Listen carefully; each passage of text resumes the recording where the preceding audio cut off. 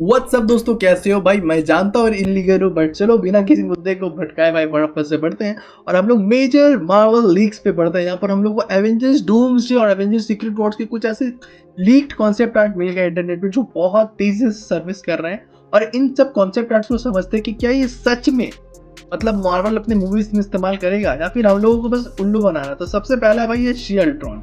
अब she Ultron का मैं थोड़ा सा आपको 1 मिनट एक्सप्लेन कर दे रहा हूँ। शी अल्ट्रॉन को टोनी स्टार्क नहीं बनाता है, बल्कि शी अल्ट्रॉन को बनाने वाला और कोई नहीं बल्कि अल्ट्रॉन है।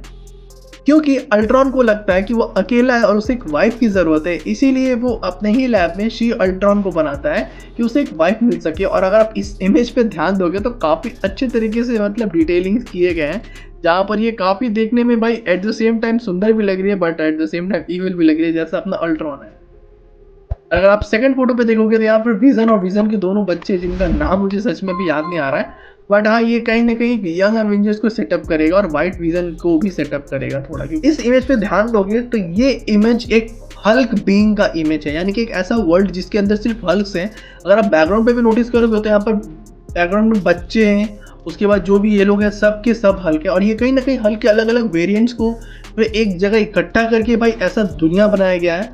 और उसके बाद अगर आप इस इमेज पे एक चीज़ पे ध्यान से देखोगे तो पीछे वॉल है, और इस वॉल का मतलब क्या है, बहुत कुछ हो सकता है। बट सबसे सटीक मुझे एक ही थ्योरी लग रहा है कि इस दुनिया को हल्क से ही भर दिया गया और इसको पूरा घेर के इसके अंदर हल्क को मतलब एक तरह से कैद रखा गया है कि भाई हल्क इससे बाहर नहीं निकलेंगे।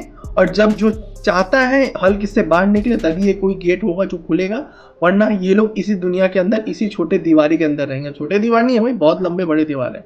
नेक्स्ट इमेज में ये एक यंग एवेंजर्स को सेटअप करता हुआ, जहाँ पर स्टार लॉर्ड, वॉन्ग, एंटमैन की बेटी, वांडा के दोनों बच्चे, मिस मार्वल, ये हॉकाई का पता नहीं क्या नाम है, इसका नाम भी मुझे नहीं आ रहा याद, ये वॉन्ग है जो आज का सोर्सर ग्रुप है। और कहीं ना कहीं यंग एवेंजर्स को भी इस मूवी में सेटअप किया जाएगा। नेक्स्ट इमेज पे अगर बढ़ते हो तो ये है टी चांदा, टी चाला का दादाजी, जिसको हम लोगों ने कैप्टन अमेरिका और ब्लैक पैंथर का जो गेम आ रहा है ना मार्वल के अंदर, वही गेम के अंदर हम लोगों को ये टी चांदा दिखाया गया है और अब दोबारा से दिखाया जा रहा है। और हो सके ब्लैक पैंथर का कोई पुराना वर्जन दिखाए जिसमें उसके दादाजी ब्लैक पैंथर थे। तो अब इसमें तो ज़्यादा कुछ बोला नहीं जा सकता है। नेक्स्ट इमेज पे ध्यान दोगे तो ये one of the most trending image है, जहाँ पर एक राज्यसभा है, जहाँ पर प्रजा है ये सब। और ये वाइट ड्रेस में औरत कौन है पता नहीं, या फिर ये बॉना कौन है आई डोंट नो, बट ये साइड में भाई और कोई नहीं है बल्कि अपना डॉक्टर वॉन डूम है, जो अपने आप को गॉड एम्परर डूम भाई घोषित कर चुका है। बिकॉज जब वो वाइट ड्रेस में आता है तो इसका मतलब उसने बैटल फील्ड बना लिया या बैटल वर्ल्ड बना लिया है। ये लंबा सा केप पहना हुआ इंसान और कोई नहीं बल्कि अपना डॉक्टर स्ट्रेंज है। अब ये जो औरत है ये और कोई नहीं बल्कि मुझे लगता है सूजन स्टॉर्म है। और ये जो बंदे को इन लोगों ने गिरफ्तार किया है ना, ये रीड रिचर्ड है। बिल्कुल कोई भी स्पॉइलर नहीं दूंगा, कॉमिक्स अगर आपने नहीं पढ़ा मत ही पढ़ना। और ये इमेज मुझे लगता है सबसे ज़्यादा एक्यूरेट कॉन्सेप्ट आर्ट है, और कहीं ना कहीं यही वाले कॉन्सेप्ट आर्ट को ये लोग यूज़ भी करेंगे।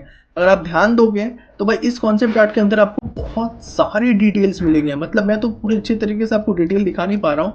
अगर आपको कोई HD इमेज मिलता है तो आप वहाँ पर जूम करके देखना। आप ग्लव्स पे ध्यान दो, आप यहाँ पर डॉक्टर डूम के फेस पे ध्यान दो जो मास्क बनाया गया है। ऊपर अगर आप सिंहासन पे भी ध्यान दोगे तो बहुत ज़्यादा डिटेलिंग है भाई। और इतने डिटेलिंग के साथ अगर कोई कॉन्सेप्ट आर्ट कोई कंपनी या फिर मार्वल यूज़ नहीं कर रहे हैं, इसका मतलब पता नहीं वो लोग इससे कुछ बेटर ही बना रहे होंगे, क्योंकि इससे नीचे तो कुछ नहीं हो सकता है। हाँ याद रखना ये कॉन्सेप्ट आर्ट ज़्यादातर एवेंजर्स सीक्रेट वॉर्स के हैं, क्योंकि एवेंजर्स डूम्सडे के अंदर इतना कुछ नहीं होने वाला है। एवेंजर्स सीक्रेट वॉर्स मुझे लगता है शायद 2 पार्ट में आ सकता है, secret Wars 1, secret Wars 2, because secret Wars का कहानी बहुत बड़ा है कॉमिक्स में। बट एवेंजर्स डूम्सडे मुझे लगता है 1 पार्ट में है, और एवेंजर्स सीक्रेट वॉर्स जो है 2027 2028 में है।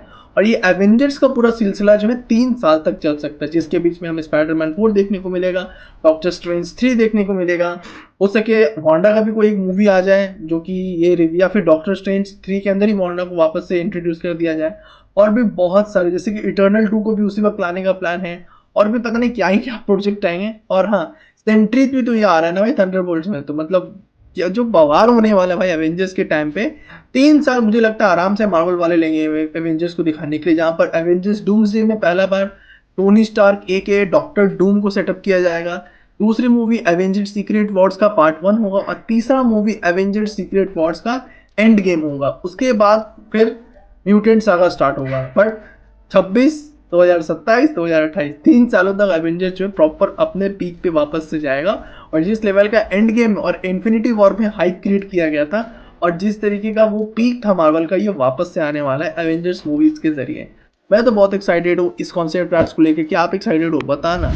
वीडियो अच्छा लगा तो लाइक करना। मिलते हैं नेक्स्ट वीडियो में, तब तक के लिए बाय बाय।